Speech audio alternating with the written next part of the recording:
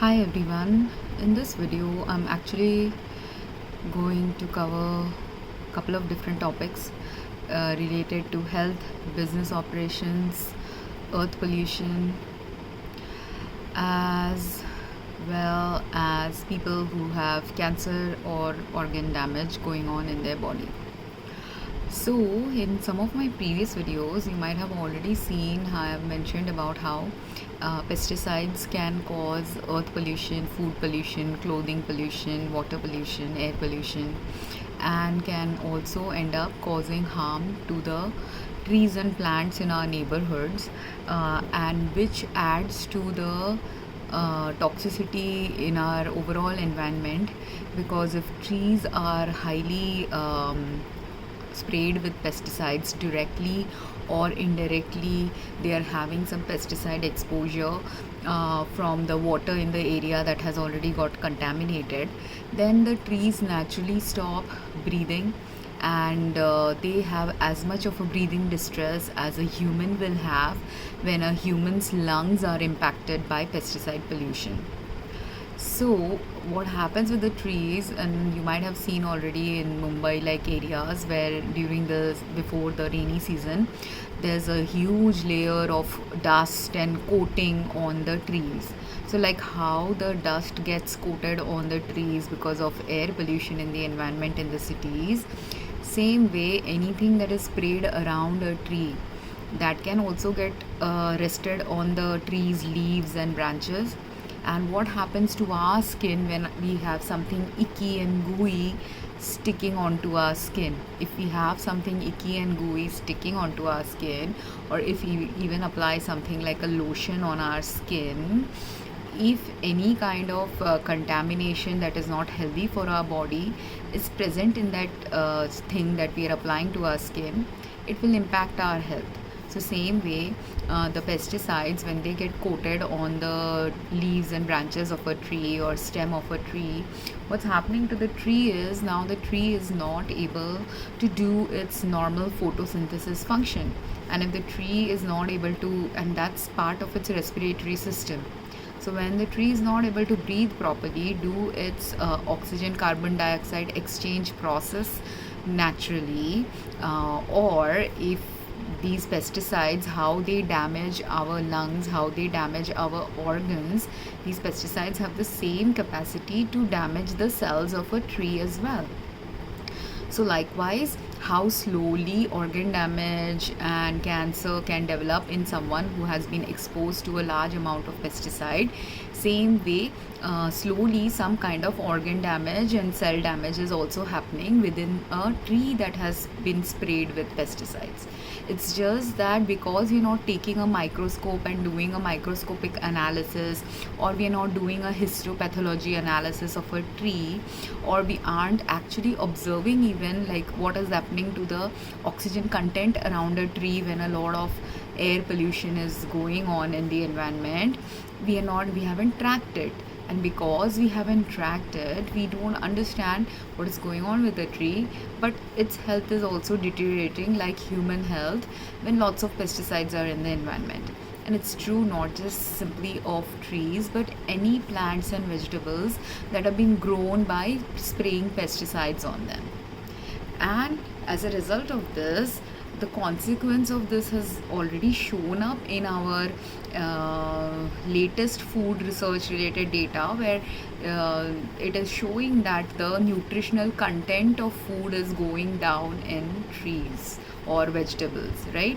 So why has the nutritional content gone down? That has also got a whole supply chain of trees nutritional health related parameters, part of which is governed by the pesticides being sprayed on them, but other chemicals also that are there in the environment of a tree will likewise impact the overall health of a tree. So even if a tree has been, say it's a mango tree, and it has been existing for a decade or two in a particular neighborhood, if slowly over time of those 20 years, in the beginning of when it was giving us mangoes, it was giving, say, very highly nutritious mango with a certain percentage of protein. Now the percentage of protein has dwindled in it. Why? Because in order for the tree to give us a mango that gives us a certain percentage of protein, it has to also have protein nutrients in the soil. But if we are constantly only trying to exploit the mother earth, and we haven't replenished the right nutrients in the soil, basically for the soil, what is needed by any tree, most trees and plants actually need worms, need insects, need the healthy worms and insects to exist under the soil, to give the right nitrates and other nutrients that will then get converted into the protein that the fruits and vegetables can provide to us. Same way with the other minerals, some bacteria and microbes are needed on the soil, underneath the soil, in order for those bacteria, microbes, and insects, all of them combined, to do some work that will help produce a enriched soil.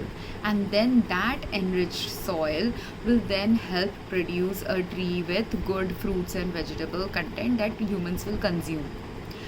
But again, if say you have modern vermiculture and other processes where people do home gardening, has shown that you can add some additional chemical fertilizers, you can add some vermiculture or additional worms in your soil, that is fine. But apart from the worms and the fertilizers that you're giving, a tree also gets right nutritional information on how to grow beautifully by actually having some of its rotten fruits and vegetables are also needed to go into the soil for them to provide information about what is the current environmental condition on earth right now. This is a natural organic process of a tree, where if some fungal content is high, viral content is high, bacterial content is high in the environment, those fungus containing, bacteria containing rotten fruits and vegetables have a purpose too. Those rotten fruits and vegetables have to die, they have to look rotten, so that we understand it's rotting, and that rotting thing has to also go under the soil, so that the bacteria, fungus, whatever else is underneath the soil who has their biochemical processes going on, those microbes and other smaller insects and animals that are underneath the soil have to do their work to break down these fungus containing, bacteria containing, virus containing fruits and vegetables. Then the soil understands what kind of right nutrients it has to organically produce in order to make the tree healthy again. That is the only way a tree will actually give us more nutrition than less. And another way to do it is you have to do farming and agriculture with absolute care and caretaking and love and nurture, the same way how you lovingly nurture a child. Farmers or gardeners need to lovingly nurture the plants that they are growing. We have to also lovingly understand that part of, in Hinduism we have Krishna, the preserver god, Brahma, the god of wisdom, and also the destroyer god, because we have to also lovingly destroy that which needs to be destroyed. But what happens when we are giving pesticides, when we are giving fungicides, when you are spraying growth hormone related chemicals on the trees and plants, this natural process is completely disrupted. As a result, if it is a ripening agent that has been given, which will increase and fasten the ripening of the mangoes, and now summer season is coming and we need to stop putting these ripening agents in our mangoes, because what we are adding to as a health harm in the downstream process is that the same thing that is ripening a mango 1 month sooner, that same chemical in that mango is also being consumed by us when we are eating that mango. Some micro amounts will invariably get consumed by us if lots of spraying has been going on for decades, which is the truth of all across the globe. Lots of chemicals have been used for decades.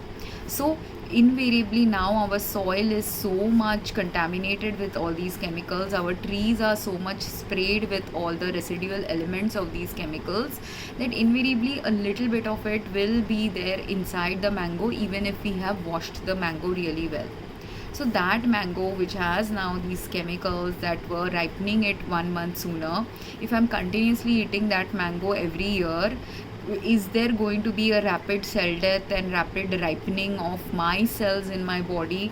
Because that same principle that allows a mango to grow sooner is also the same principle of that chemical that will allow some of the cells of my body to grow sooner, which will cause what? Which will cause aging, which can cause organ damage, organ death, which can cause even cancer, depending on how much of a carcinogenic chemical was inhaled or consumed or absorbed by us. And that carcinogenic chemical in our modern world is not simply just one chemical sprayed in a mango.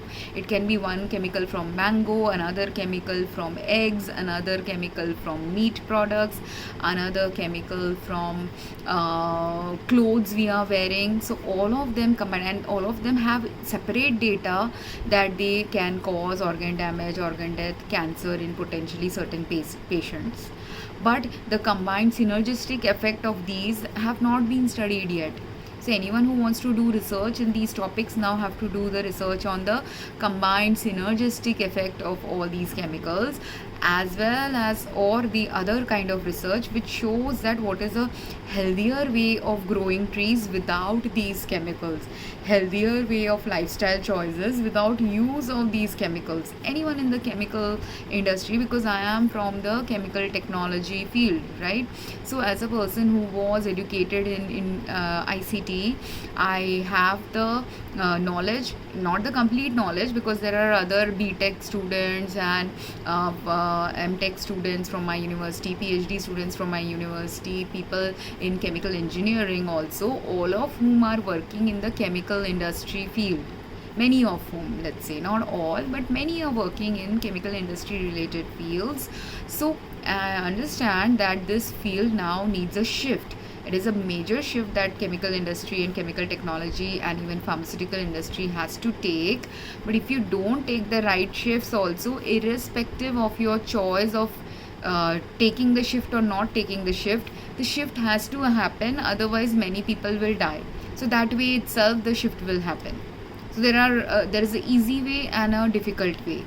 The easy way is where you step by step make the right changes, where you slowly scale down those processes, those companies, those really harmful health data for whom those chemical data is already present. When you know that XYZ chemical is already, there is enough data to back up and say that they are causing health harm, you are supposed to completely close down those units.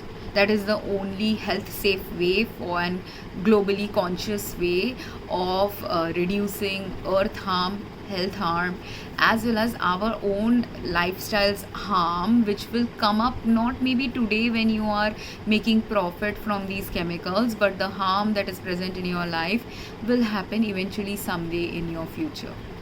So if you don't want those karmic repercussions, the sooner you align with the right health supportive ways, socially conscious ways, even business strategy conscious ways, because these are the business strategy consciousness driven paths as well, where the wisdom is in knowing where your business is failing, why it is failing, and also if you realign with God, you will also understand that once this business has started to fail, or there's multiple indicators that are showing that this business should start failing, instead of allowing it to completely crash down one fine day and get like a sudden soul shock that why did it happen to me, if you slowly realign your business strategies in the right way, you might have to take a loss. But many of these pharmaceutical companies and chemical companies can take the loss. It's just that they are not realizing where they need to take the loss, why they need to take the loss, and how that loss too can be realigned into the right strategy where it may not eventually be a loss that you are seeing currently. In fact, if you don't shift, then the loss that will happen is much more greater than the loss that will happen if you slowly start realigning to the right pathways in your particular industry. So this is related to the chemical industry related pollution and also pharmaceutical industry related pollution that impacts majority of our humans health. It governs majority of our human health, and our lives have been governed by these chemicals for at least 40, 50, 60 or 100 years also. So it's not easy to break apart the habit of using something that we have got used to using. It's like it is a addiction. It is a different kind of addiction. It's a habit than a addiction right now. But some people do have addiction also, not simply a habit. Like I know some people, if I tell them don't use you can stop using the pesticides, or you can stop using mosquito repellents, it's very difficult for them to understand mindfully how you can realign and change your life path. But if you don't, these are the same chemicals that will give you organ damage. Those people who are suffering, they are the same people who are suffering from bone aches and pains. They got a couple of times COVID. They also got sometimes other diseases. They are always constantly in a flu viral suffering cycle, while they're doing all these repeating cycles of flu like symptoms. And here also in the flu like symptoms also, I'll tell you the symptoms of flu were like a viral flu versus a bacterial flu versus a pesticide contamination related allergic symptom. All three can sometimes mimic each other. All three can sometimes also coexist with each other in our body. So if and which is what has happened with COVID. In COVID, people are thinking it's just the virus that has killed the people, but it's not just the virus. It's also other circumstances in a person's life that added to the death of a person who died from COVID, or added to the severe hospitalization of a person who was hospitalized for a long while.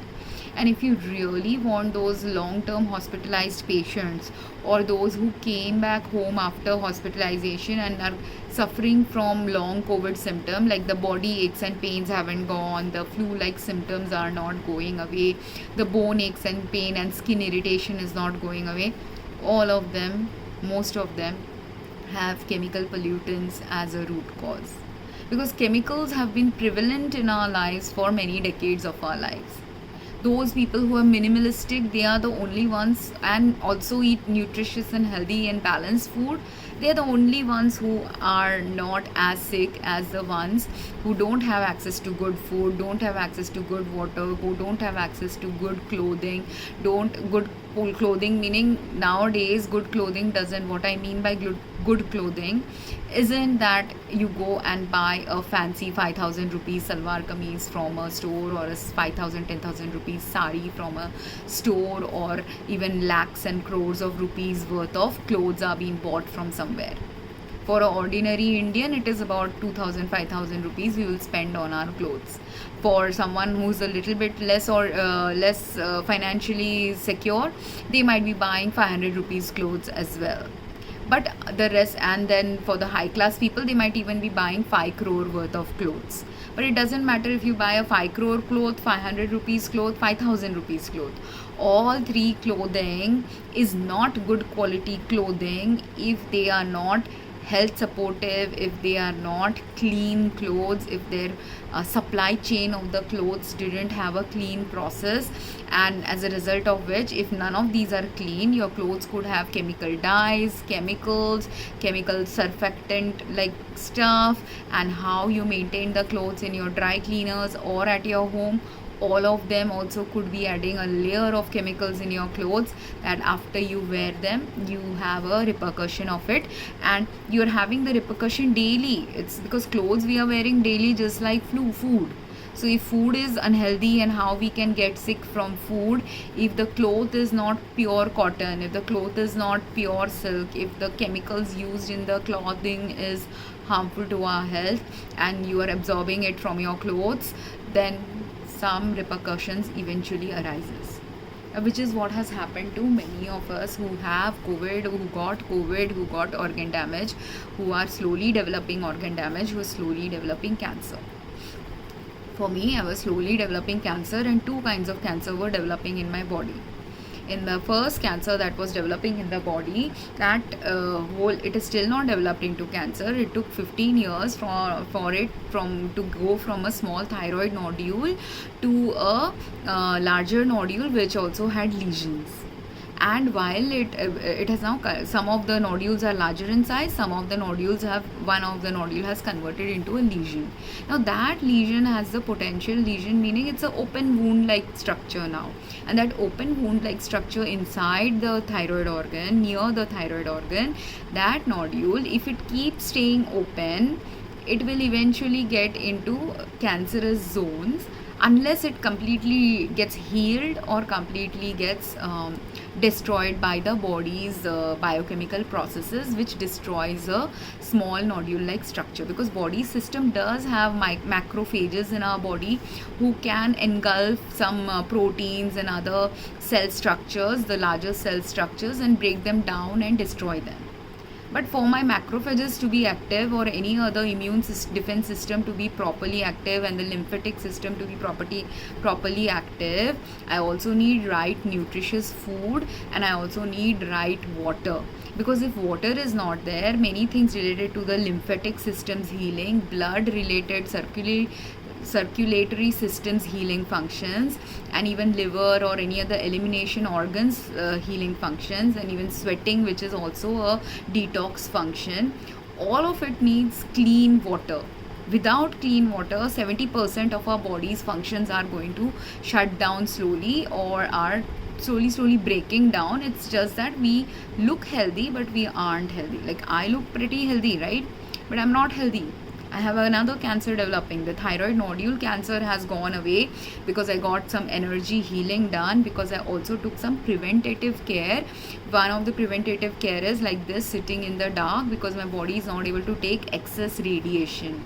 I'm not able to take excess radiation from the simple LED lights, the 8-watt LED lights that we get in the store nowadays, the fluorescent light bulbs that we get in the store. Even the small wattage lights are too high intensity for my skin.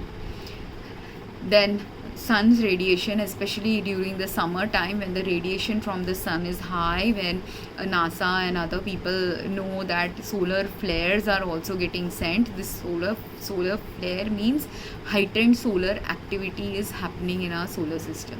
So anywhere where heightened solar activity has happened and the impact of the solar flare is falling on earth, those places have heightened radioactivity directly from the sun. And the second source of radioactivity which is present anywhere in India right now, or anywhere in the globe right now, are from nuclear power reactors. And nuclear power reactors, because they were made and built, some of them many decades back, some of those reactors are actually going critical. But if the right know-how and knowledge is not present in the company where that nuclear power reactor is being operated, maybe it's a company, maybe it's a government system, if right personnel are not present while doing the work, while installing itself, if someone had done some wrong goof ups, that could lead to problem. While re-changing something that needs to be changed after a few decades, if people are not mindful or aware, or they didn't get educated by a past person who was supposed to hand over the work to you, then what happens is, if that kind of company culture was existing, be it a government organization, be it a private organization that runs these reactors, there is a knowledge gap, knowledge transfer related problem, as well as right knowledge related problems and gaps could also exist on earth currently.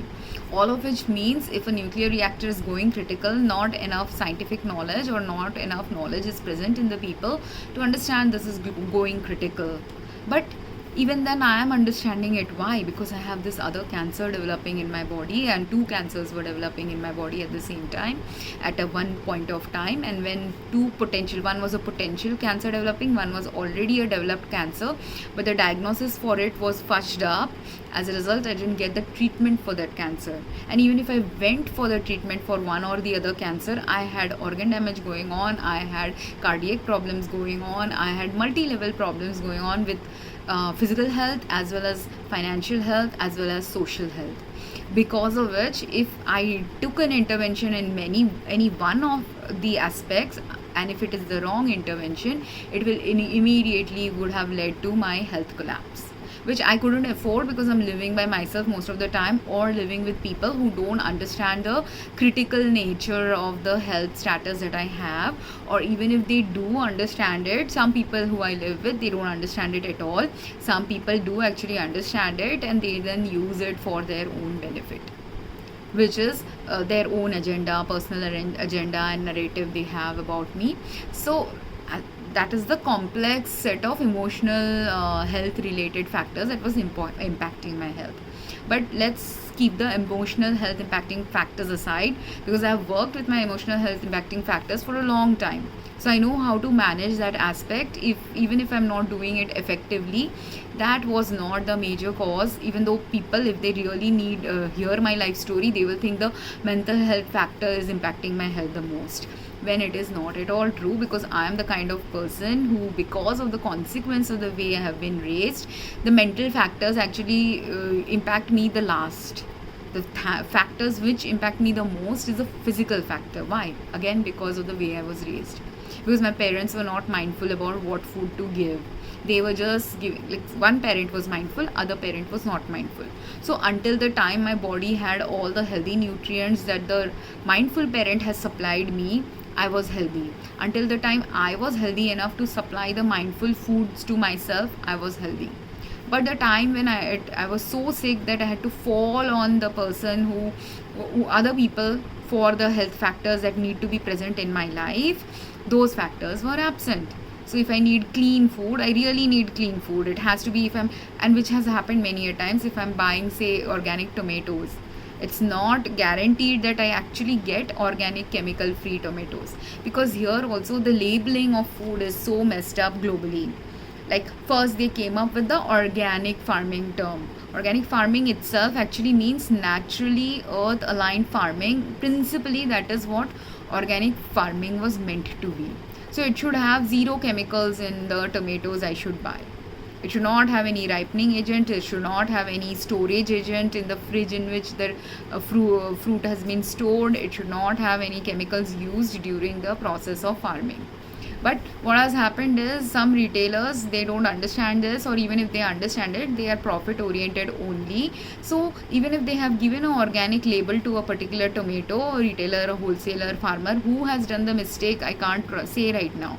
But most likely it was the retailer or the wholesaler who did the mistake. Because if organic farming label has been placed, that means most likely the farmer is following the certified organic farming related policies. But even then, if there are chemicals in the tomato, then who might have done it? It is either the person who is storing it there, they might have added some chemicals to keep it looking fresh, or there they might have bought some green tomatoes and then sprayed some chemicals to ripen it faster. Again, a ripening agent was used, which again makes it inorganic. It is not organic anymore. It may have a organic farming label, and this crap of legal sidelines that is going on in the earth has to stop. Because you want health. Everyone who wants organic food doesn't want, and if they are just following the label and not realizing their food does have indeed chemicals, then eating organic food or inorganic food is same, or sometimes worse also. Because what is necessary principally, when data has shown that organic food is healthy for you, that data which shows that organic food is healthy for your health means that it was the organic food which was free of all kinds of chemicals. Then only, if I eat a tomato which has zero chemicals, it was just produced in the soil, which is fertile soil with no chemicals added in the soil and on the tree, on the plant, or on the environment near that plant. When it was getting transported also, there was no chemicals around it. When I got it at home, no chemicals around it. When I cooked it or I'm eating it raw, zero chemicals on it.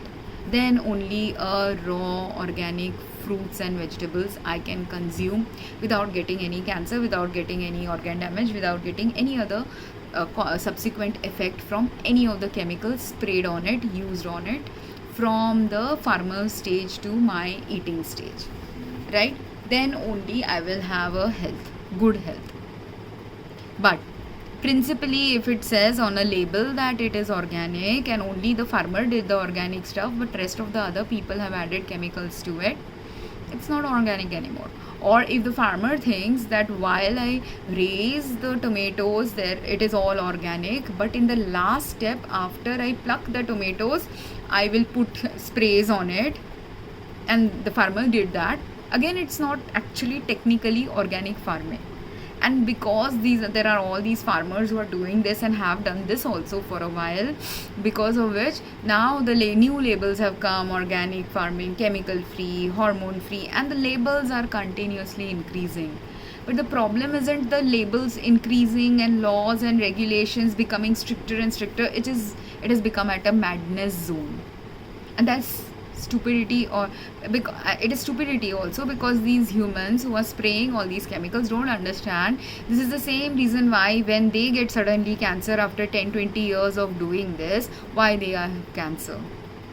And in order now that you have cancer, you want to make more money, now you will spray more chemicals, and you see the feedback loop of round and round madness. It's a chakra view of madness, where and a repeating cycle, endless cycle of madness. You don't get money, that's why you are deciding that you will spray more chemicals. You spray more chemicals, after that you will now fall sick, and now you have fallen sick, you need more money. But in all of this, health is short. Health of the farmer, to health of the person who is selling it, to health of the person who is buying it, to health of the person who is eating it, to health of the person who is cooking it, health of the person who is washing it. And even if I wash my fruits, vegetables, nuts, everything 10 times, 100 times, how much ever times I wash it, if the chemical has pollution in the environment from which all these exposures were happening has penetrated the shell of the product, if like say it's a pista and the chemical has penetrated the pista, if it is cashew, it has penetrated the cashew's coating, if it is, and that's why cashews also, some cashews I have found, they are highly allergic. And they are highly allergic because the level of chemicals being sprayed on them is high. The place where they grow, the chemical contamination in the water is high. So that's why trees are also showing these allergic responses. But humans are not realizing that these are trees' allergic responses to the toxins in their environment. And like some protective mechanism, like cashews are in general supposed to cause you some allergies, the outer coating of cashews. But that outer coating that is supposed to cause allergies, if the same cashew was grown in an environment where there were no chemicals used 100 years back, the same cashew would have given maybe milder level allergies. Whereas now, if because of all the other chemicals also that the cashew is getting attacked with, it's chemical, the reason why it had these irritant chemicals on the top of the cashew is why? Because the cashew wants to protect itself from being eaten by birds and insects and all that.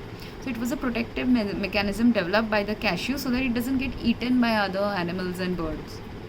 And if it was only mild level irritation to prevent itself from getting eaten away, same way now that the next harm that is happening is not just that excuse me, the bird is not going to just simply eat the cashew, but now the secondary harm is the air pollution in that area, which the cashew is allergic to. That's why I'm sneezing. This is God's guidance. The cashew is allergic to the chemical sprayed in that environment or chemical present in its water. So as the protection that it already has, it wants to double up the protection. It's the same thing like humans. If we are, say, getting attacked by someone, if they are weaker than us, if they just give us a little slap or a push, we are okay with it. We are strong enough. We can stand and we'll be okay if we are stronger than them. But if someone is trying to push me and they are like really taller than me, or two people are pushing me, now my defense system has to be doubled up against two threats. So same way the cashews, two threats are now the chemicals as well as the animals and birds. So the same cashew of the same plant, which 10 years back maybe, or 20-40 years back, wasn't giving us any allergic responses, or the allergies were very mild allergies, now the allergic response is heightened and it's major allergy level. So if 10 years back I never had any cashew allergy, it is possible that today after eating cashew I'll get an allergy, which is what happened to me.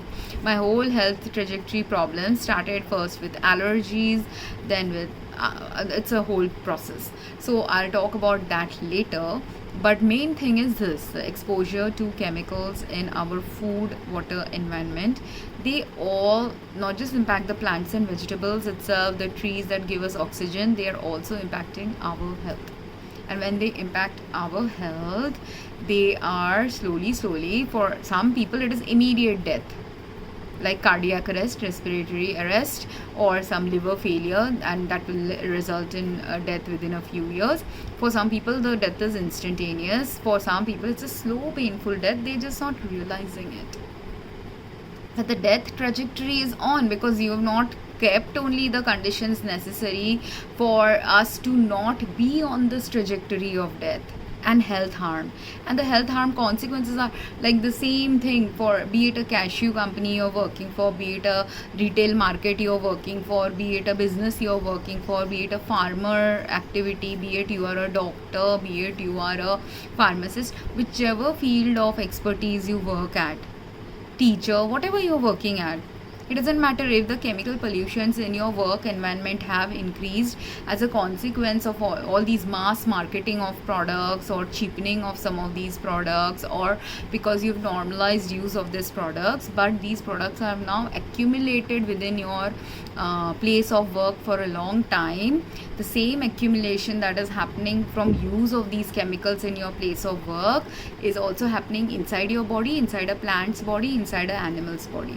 And initially the deaths that are going to show up are in the form of the deaths of those small insects, small animals, because you're spraying only the chemicals which will kill first the smaller animals. But slowly, when those smaller animals have also died, and there are enough chemicals present in our environment everywhere, even if the smaller animals haven't died, there are many who are in the slow process of organ death. And this organ death trajectory, or organ damage trajectory, or cancer trajectory is reversible. Actually, you don't even need, you need medicines only for those people who are severely ill, whose cancer is 100% at the cancer level. They can go and get treatment. But there are many of us who are suffering from, we are not yet at the cancer stages, but we are still suffering, because while the time they detect that cancer is present in our body, doesn't mean that the cancer is not developing in my body. The cancer will continue to develop, and it will only stop when all the carcinogens that cause the cancer are not present in the environment. So which is why when radiological related problems were causing this thyroid, it was coming from radioactivity from phone as well. So when this radiological emission from phone, with phone what I have done, I try to keep my phone charged at a higher level. I should also wear headphones, which I don't do, but that is also recommended, that wear headphones rather than using phones directly against your ear. And why is this area impacted for me? My hearing is also impacted a little bit, and this area is also impacted because I keep the phone here. So all the radiation that is coming from the phone is going majorly here and here, right? And even if I don't keep the phone here, sometimes say I'm lying down or I'm speaking like this, again the major radiation is coming in this area only. So if anyone gets cancer in these areas of their body, this area of their body, are you liable to get cancer? And there are also some tests and studies which have shown that from radioactive phones, if you have kept your phones in your pockets, in your purses, pant pockets, so for men sometimes cancer is, that's why, happening near their sexual organ region where the pants are holding the phone. For women also, women are also having dress pockets now. For women also it is happening in their uterine organs, because their pockets are usually somewhere near their waist area. So these are the areas where people are getting cancer mostly as a consequence of the radiation from the phone, but simply the phone is not the root cause. So I had to stop all kinds of radiation. Then only the energy healing worked for me. I'm pretty sure that right now I might have less lesions in my throat, and or no lesion at all, because the pain has gone away, the swelling has gone away, the symptoms from the lesion related cancer symptoms have gone away. but what cancer symptoms still remain are from the other cancer that was also developing in my body. A cancer which got in like through a medical error process got detected, but unfortunately, because there is lack of communication between different units in a hospital, they didn't communicate it, and there is a major lack of communication between patient doctor in India. Any kind of doctor and patients don't communicate well in India.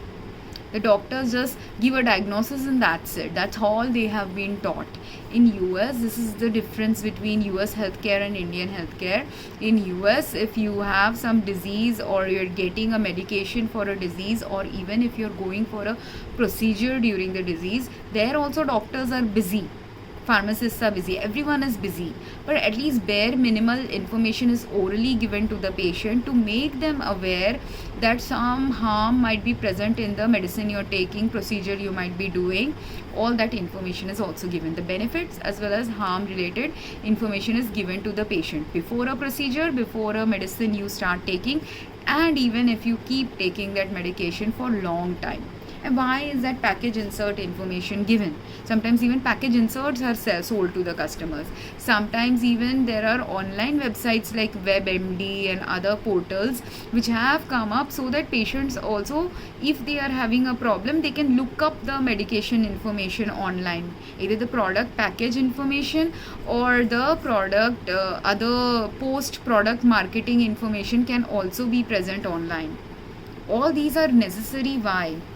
Because you can't retain all this memory. I can't retain, even though I am a pharmacist, I only retain only very selective things. And after that also, because you can see I talk about different topics, so if I was only meant to be a pharmacist, I wouldn't be studying all these different topics like business, healthcare, all this. So for me to do the retain the memory of business, healthcare and other topics, I have let go of the pharmacy related deeper information.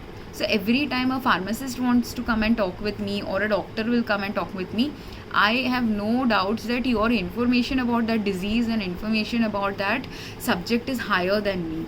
But there is something that I have to impart as a knowledge to other people, which is related to the principle of some of these things, not the deeper knowledge but the higher overview. And the higher overview is this, that when chemicals are there in our environment and chemicals from medicines are there in our body, all of these can lead to health harm as well as health benefit.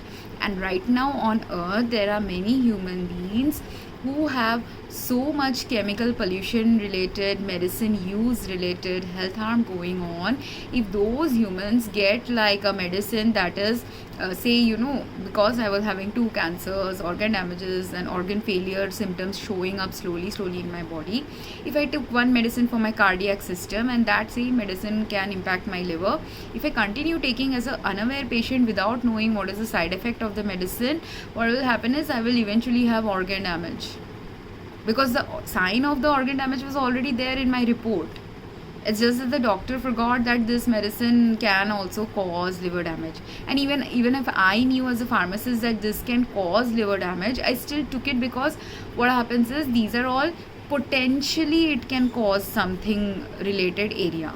But now that potentiality increases for someone, if you already, this is where the mindful medicine practice has to start, from the patient angle as well as the doctor angle or the pharmacist angle as well, which pharmacists do. Pharmacist is the connector in US between patient and doctor.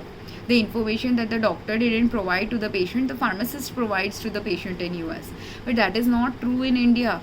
The patient has zero clue that the medicine the doctor has prescribed can also cause health harm.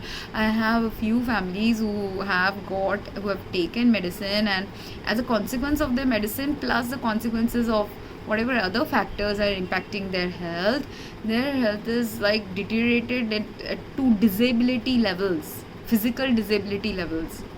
But no one is willing to wake up in that family that it is the physical disabilities. One cause is environmental pollution, another cause is poor nutrition, another cause is the medication related side effect that is causing and adding to the disability.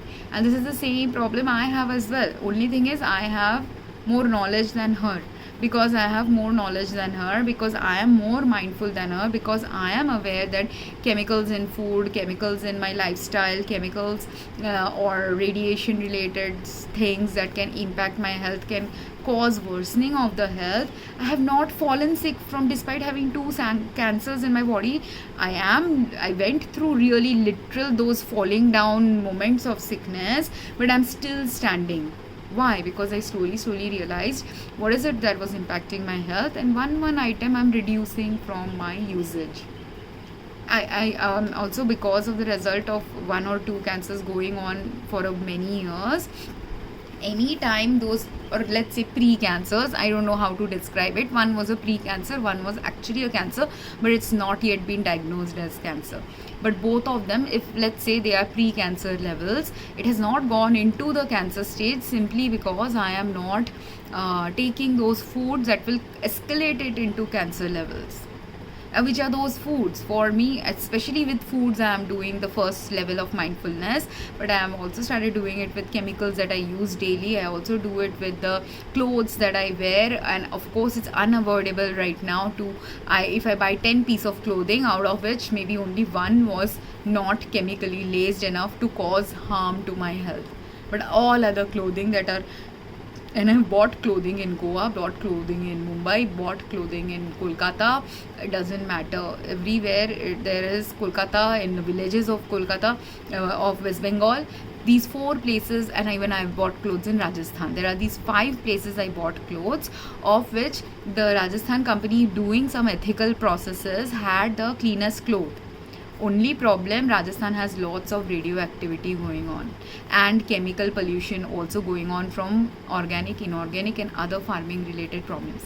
I'll make the video about the Rajasthan and that clothing from Rajasthan in the next one, because I can keep talking about these issues, and they're all interconnected to our health, all interconnected to the businesses people are practicing, and every single business system, every single healthcare system, every single work system has to change and shift if people want better quality health, because money will not solve any of these problems. Even having right access to a lot of money will not solve this problem. That's why the earth is in, because when you have multiple level problems, say you have 5 diseases going on in your body at the same time, if you try to treat one disease and you are in a critical stage as the result of these 5 diseases, while treating one disease you can end up impacting another organ of another disease, and that can cause more health harm. And as a result, many people, when they are elderly, when they do have these problems of 4-5 diseases going on in their body for a long time, many elderly as a result of this die. And this is where my knowledge of US pharmacy related things and clinical knowledge comes into play. I've not finished my PharmD degree, but as a doctor of pharmacy student, I also had a degree program experience where I was doing this something called medication therapy management, polypharmacy management, patient specific drug evidence based medicine practice. What are all of these what do these mean? What they mean is, if I have a patient who is taking multiple drugs, that is polypharmacy. And why a patient will be taking multiple drugs? Because they have multiple diseases. Now if someone has multiple diseases going on, like they may have diabetes, hypertension, Alzheimer's, Parkinsonism, cancer, say they have all these 5 diseases.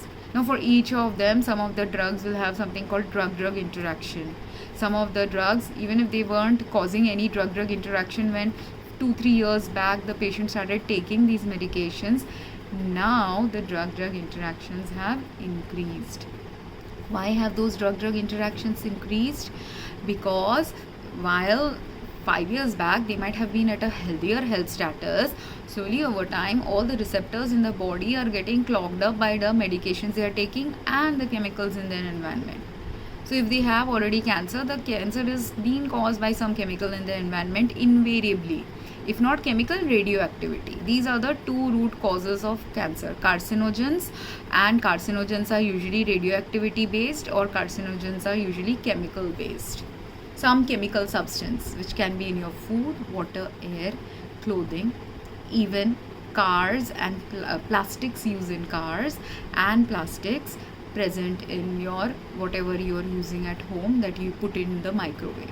These are, and also those plastics where, say, if I go and buy a plastic container of a health food drink from someone, if that plastic container was low grade plastic and is leaching already some plastic, and that same low grade plastic or normal grade plastic, because earth's radiation has increased, or because radioactivity in a particular state has increased because of the nuclear power reactors and radiation from the sun, say a combination factor is causing a increase in global warming, what is happening is that same plastic which was earlier recognized as not to be leaching, now after 10-20 years that same plastic could be leaching right now. You've just not done the most recent steps to see whether that plastic is leaching, or you don't know the conditions in which that plastic leaches. I understand those conditions because now, because I do meditation, I also have a little intuitive sense. So anytime a plastic is leaching from food, or plastic is leaching from food packaging, or plastic is leaching in the car, I suffocate when I am in those places. So why am I suffocating? Because I have cancer. If I have cancer, as a result of the cancer, my breathing and my blood circulatory system is actually completely short. As a result of my circulatory system, and it was slowly getting short, it's as a result of its getting short, I don't have the, even though my oxygen meter is showing that I have perfusion is high, I have the over 95% perfusion. But even though I have 95% perfusion, what I don't have is that oxygen is, my blood is impure, because my blood is impure from the carcinogens and other chemicals. As a result of the impurity, even if oxygen capacity carrying function of the blood is still okay, the oxygen distributing capacity of the blood is malfunctioning. So my perfusion index is low as a result. And when perfusion index is low, any organ that needs the oxygen is getting low supply of oxygen. So I have organ damage, that's why manifesting. There are many other reasons for organ damage. This is just from the basic simple, if circulatory system function was disturbed. But if I have other systems also getting disturbed from chemicals in my environment, then I have two reasons for organ damage going on now, right? And if I add a third factor to it by taking a medication, then am I more likely to die, or am I more likely to survive? Right? So same way, and I'm only a 40-year-old person, but there are 70-year-old person, 60-year-old person, 50-year-old person, anyone can die with the same factors being present in their life as they are or were present in my life. So if one factor we step by step take away, de-escalate, stop using, then step by step we will get healthier, which happened with my one cancer. But the other cancers, progression can't be completely stopped if I don't have the right health supportive factors in my life, for which I need a clean environment, clean food, right food, balanced food, nutritious food. Of course, I might also need medication for the cancer, but only the right medication where the doctor is also understanding that when I say I have a cardiac problem, I have a cardiac problem. There are so many doctors who are ignoring the cardiac problem of a patient's health status. A patient who is twice my age, nearly twice my age, I don't know his exact age, was a distant relative of mine who died from the same cancer in Calcutta, whose life circumstances before death were also, and some symptoms before death were also matching my symptoms, and that person died from cancer despite his cancer treatment having got started. Why did he die from cancer? What did he die from? He got cardiac arrest. Why did he die from cardiac arrest? What if that drug side effect is cardiotoxicity, or what if that drug in combination with the circumstances of the chemicals present in an environment are causing cardiotoxicity? That's why he died. And this is the reason why universe has guided me not to go to get the therapy. And how universe has guided me? By keeping a financial block for me. With that financial block, I am now looking at all the free resources that we can use, or less expensive resources, like any common man who needs to fight this, because not everyone can afford a 5 lakh therapy, 5 crore therapy for cancer. even if it is a $5,000 or 5,000 rupees drug, and say I can afford that if I open up my retirement account, because I'm not completely financially blocked. For getting the retirement account to open, I have to do some hassles, and in order to go through those hassles, right now I don't have the energy to go and communicate and do the step by step process for doing it, so I didn't do it. But say I do it, say I go for the therapy, but my risk of dying is same as that other person's, because both of us had people in our home who are not understanding our health risks. Like if I stop using chemicals but other people around me don't stop using those same chemicals, I am at risk. Like if I'm getting the breathing distress from mosquito repellents, but I have family members who won't simply stop using mosquito repellents, then just because I'm in a different room doesn't mean I will still not get micro levels of exposure from the repellent. I will still get exposure from the repellent. If my neighbor uses a repellent, or my society or the government is using a repellent, if I'm walking down the street or even a little bit of the smoke got inhaled by me, again another additional health harm. And that chemical, in combination with the drug, in combination with the fact that my heart is already in a failure stage, then they will all combined cause a problem. And this deeper dive of looking into the patient's actual data, very few doctors do in India. Very few doctors. I went literally to a cardiologist and he didn't understand the health threat to me. And another thing with cardiologists or any doctor, which is a problem for all women, is something called medical gaslighting. Why is it called medical gaslighting? Is because when you go to a doctor and you really have a disease, but the doctor doesn't understand the emergency of your disease, they take time to actually acknowledge and admit that you actually have a disease, even if actually the data was showing up in my reports. That is called medical gaslighting. The actual data exists, but the person who's looking at the data is not able to perceive that this data exists and shows that this person actually does have this disease. That is medical gaslighting. And why? Because if I look healthy, fair, chubby, for most people, healthy, fair, chubby, and my age, these are the three factors where they are deciding that I am not as sick as how I am saying that I am sick. That is one perception. Second perception, my family. If after going to a doctor, when I went to the doctor, I spoke to the doctor exactly in this tone as I am making this video. So I was not rude, I was not insulting. But if the doctor didn't pick up my reports data that I have picked up, and I took a little time to pick it up, because initially I was trusting the doctors, but then I decided to look at it because I was not getting well. So when I looked at the data, I understood that I actually do have cancer. So after that, when I'm trying to narrate that incident to our family, one family is denying it. You don't have cancer, you don't have allergies, you don't have anything, your reports are false. So that's a frustrating factor. First two people around me are denying it. Next two people, I tell them they are so narcissistic people or very self-involved people. So they listen from one ear, it goes away from the other ear. So they also don't understand what I am saying. Then who is left? I went to the doctor in the family, thinking that doctor will look into my report deeply because they are internal medicine doctor. And being family, maybe they will be concerned enough to look into it.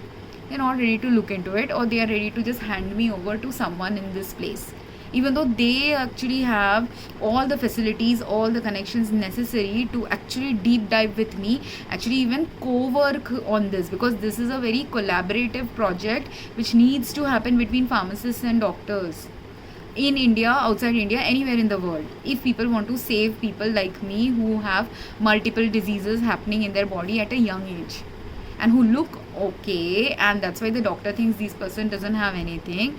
But you have to also understand, women are very resilient. Women will not go to the doctor saying, oh, I'm like so sick, or sit and cry. Those women who sit and cry, they will be going to the doctor 10 times to figure out what is going wrong. But those women who are resilient like me, we don't spend time. We are very minimalistic oriented people, self-sufficiency oriented people. So first we will try to manage our diseases by ourselves. And after I haven't been able to manage my disease, I went to the doctor when my life was an extreme threat. Like I literally was having extreme heart rate increase. Now I am having extreme bradycardia. In between I had the liver problem also manifesting. So liver related symptoms were also showing up in my skin. It's not that I'm making it up.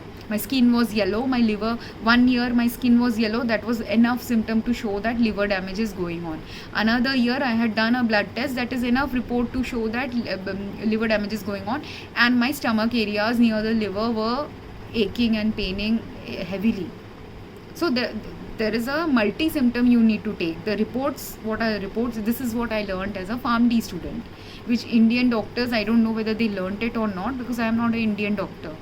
Neither do I know whether Indian pharmacy students learn this skill. But Indian B.Pharm students don't learn this skill. M.Pharm students don't learn this skill, because I had done PhD level work and I got a master's level degree in US. So I know master's and bachelor's level students don't have this information. But doctor of pharmacy students in US have this information about taking objective data and subjective data. Objective data is the data presented by your blood reports, scans, CT scans, ECG, all these things are the objective data. Subjective data is what the subject is narrating. This is what is happening to you. Subjective data is also your skin color, your darkness under the eyes, the things that are there on your nails if you're getting poisoned by something, the way your hair looks when you're getting poisoned by something, the way the patient is experiencing pain in a particular area of the body where they might have some organ damage or cancer. These are all called subjective data, subject specific data. And that subject specific data is necessary to understand whether the patient is seriously ill or not. But many doctors intuitively don't even ask these right questions, or intuitively they don't have the intuitive sense to pick up the right data from what the patient is narrating. And because I have trained in this, I know this, that where the doctor missed my data. If I didn't have the training, I would be also trusting the doctor only. But because I have the training, and second, two reasons. I have the training and I also have severe health distress going on, because of which I am making these videos, because of which I have been writing on these topics, because I don't know tomorrow, 10 days later, 1 year later, whether I'll die or I'll survive through this. Because say I have the money also and I go to the doctor also and I tell the doctor that I have a cardiac problem, but if he looks at the previous doctor's report and says that doctor says you don't have cardiac problem, so you don't have it. If he says that, will I, if I am not meditating, if I am distressed and worried about what is my next health outcome, I don't know, will I be stressed or will I be all, hey, you are right doctor, I don't have anything. I am the one who's pretending. Can I do that? When for 2, 3, 4 years I have been suffering through this condition? I can't. I will be mad. Most probably I will be mad. And who will I be even more mad, even if I can't be mad to a outside personnel who is a doctor who I don't know? Will I be mad at my uncle who's a doctor, who's a family person, who as family should listen to me? So when I had that communication with my uncle, he completely he gaslighted me in such a way. I was so insulted, I was so upset. I simply just kept, something happened and it was an argument basically. And for him, it's like, this girl always argues. I do argue, but with whom do I argue? I've never argued with that side of anyone in that family. Never. But they are the ones who are arguing with me. I have argued with my father's side of the family, with my uncles and aunts, but they don't gaslight me.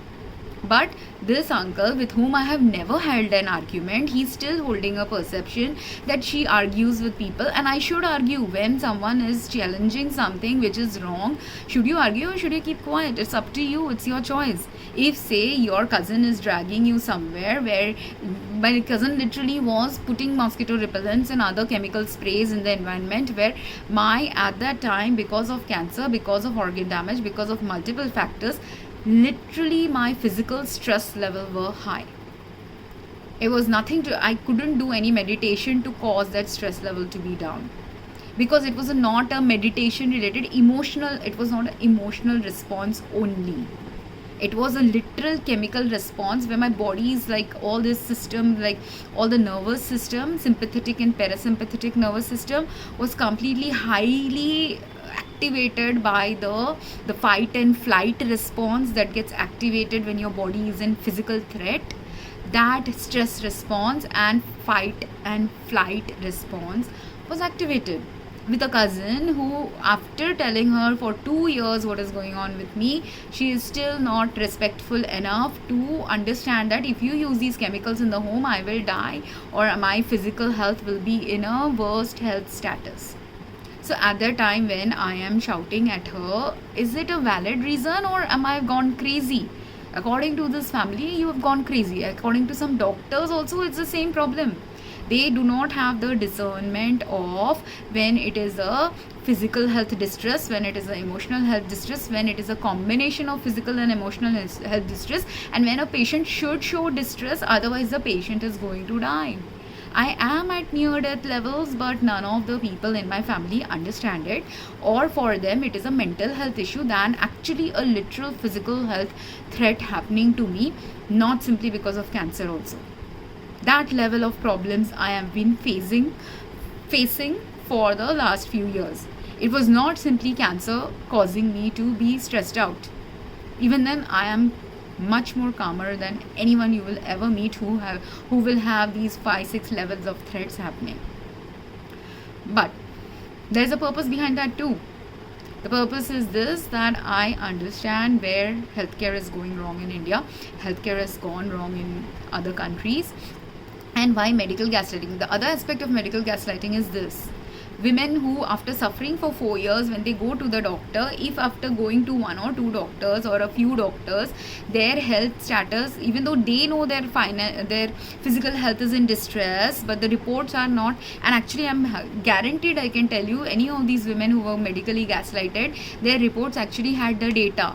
It's just that the doctor who's reading the data, their reports as well as the patient's symptoms combined together would have given the right picture of what was going on with these medically gaslighted women.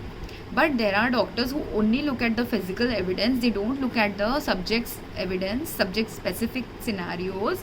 As a result, they only look at the physical thing, and if the physical thing shows something minor, which happened to me, the same things in the report which indicates that it could be either anemia, inflammation, or cancer. These are the 3 possibilities. But anemia I had already ruled out because I was taking things related to, I was eating at that time really well, so anemia wasn't a possibility at that time.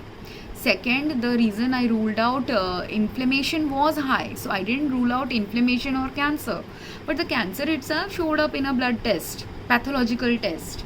That's why cancer was the likely thing, except for one measure of calcium being low in my body. If my calcium levels were high, I would be diagnosed as cancerous. Now, until I eat low calcium food, I will not have that cancer. But as soon as I eat high, and my low calcium intake had already begun, because when my inflammation was high and I had gone to an Ayurvedic doctor, she suggested a meal where calcium content would be different than what my original calcium source was, which was all milk products earlier. But I was getting heightened inflammation from a lot of milk products. Also, there are 2 reasons for getting heightened inflammation from milk products, which I'll make in the next video possibly. But there are so many things there that need to be addressed in Indian healthcare system, how people perceive women when they go to a doctor.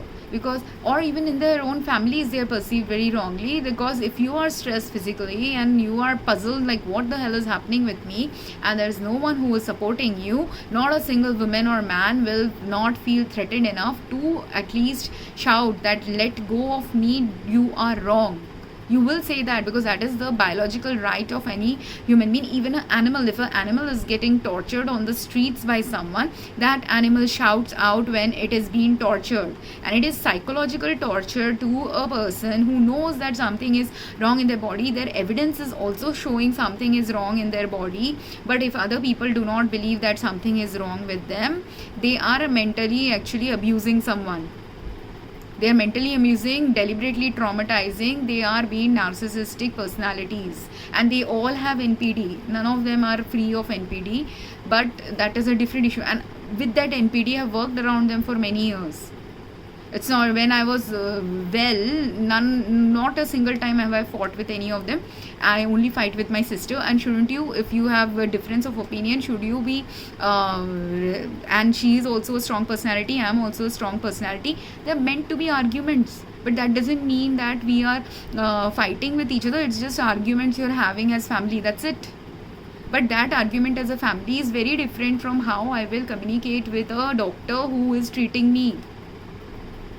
And if I am judging a doctor that they weren't treating me well, there is a factual reason for me telling that there are many women who have experienced the same experience as me. So I'm not unique to this experience. Women do get this treatment where if they look healthy and fair and chubby, or if they are able to speak also very well, they think the doctors perceive that this woman will not be ill.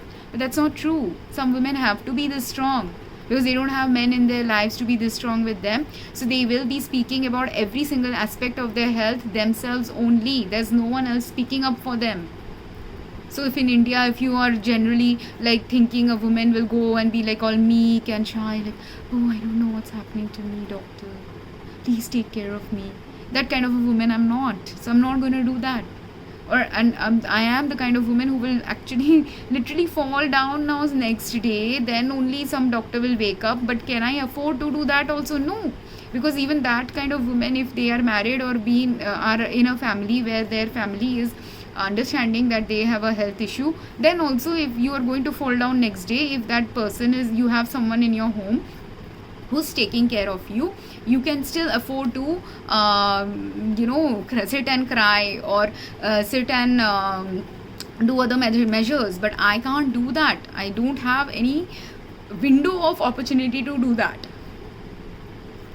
So instead, when I did have a window of opportunity to cry, I cried. When I had a window of opportunity to shout, I shouted. I can't shout at a stranger, so I shouted in front of family. But this also is not acceptable in a family, even though I am in health distress because of multiple cancer, multiple organ damages, as well as other additional things that were adding to my plate of health distress. So instead, what did I do? Instead, like all these women, that is what I've been doing. Anyone who got medically gaslighted as a woman and who doesn't have a right support system to guide them to the right diagnosis or get them to the right therapy, every one of these women who were medically gaslighted, or they were getting partial diagnosis which was not covering the range of symptoms they were going through, that has also happened to some women. And what is the solution to that? All of those women have taken it in their power to just change their diet in the right way, change their health status in the right way, where they are eating the food that will align with their health, they are eating the food that is the cleanest food available to them. And these women, they have to also start now remembering that, also start adding clean water as a part of your regimen. It has to be the cleanest, purest water. It has to be the clean clothes also. It has to be some chemical free existence also, because say someone had cancer once, that cancer took 1 year to diagnose because the medical gaslighting process and other steps, or it took couple of years to diagnose. But after that cancer treatment also, they again fell sick. Why? Because their environmental conditions in their home were causing them to have these cancer conditions. And like how many conditions in my home and lifestyle led to 2 types of cancer developing in my body, same way with these women who had one cancer, got treatment for that cancer, and then they are getting another cancer. They have to wake up and realize, or even if they got this remission of the same previous cancer, both of this, if it exists with some patients, women or men, doesn't matter. And medical gaslighting is only one aspect of the health concern. But the main thing is, if pollution in your environment and lifestyle choices related body pollution is escalating your cancer, or they are the causes of the cancer in your life, you have to change the steps of the things you do in your life that are adding to your cancerous condition. If you don't change, and some steps you have to change yourself, but if you're living with family, they also have to jointly stop doing certain things that are adding to your carcinogenic toxicity in your body. if there is a whole community of people using pesticides and chemicals which are adding to your cancer related organ damage or cancer related other functioning problems, everyone jointly has to do it. And you as a cancer patient might die tomorrow, but that cancer causing conditions, if prevalent in that particular locality and family, will continue impacting the health of other people also. And the same thing that is a carcinogen for me and causing cancer in me might cause organ damage in someone else, might cause some other health skin issue or thyroid problem or something else in someone else, because these pesticides can cause multiple diseases in different people depending on their health status. So if in a family 2-3 people have some disease, usually it is very likely, even if you have 2-3 different diseases, some root causes of those diseases are prevalent in your lifestyle choices itself. I hope this was educative. I'm getting a little tired, so I'll make a next video on the other topics that I've broached here. And if you have any comments, please post a comment. Thank you. Have a good day.